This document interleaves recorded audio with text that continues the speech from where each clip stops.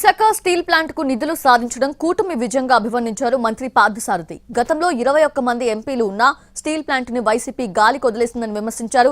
సొంత ప్రయోజనాల కోసం వైసీపీ నేతలు ఢిల్లీ పర్యటనలు చేశారన్నారు.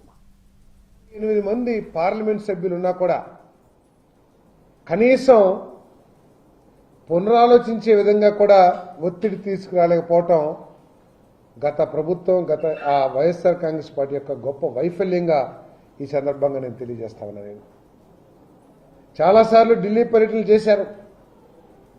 ఏ ఒక్క పర్యటన ద్వారా అయినా సరే ఈ రాష్ట్రానికి మేలు జరిగిందని చెప్పేసి వైఎస్ఆర్ కాంగ్రెస్ పార్టీ చెప్పుకోగలదా అని చెప్పేసి అడుగుతా ఉన్నా. నేను ఈ రాష్ట్ర ప్రజలకి ఆశ్చర్యం కలుగుతుంది.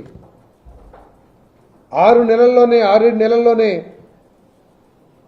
చంద్రబాబు నాయుడు గారు సాధించగలిగితే ఆ రోజు 28 మంది పార్లమెంట్ సభ్యులు కలిగిన జగన్మోహన్ రెడ్డి గారు ఎందుకు దీని మీద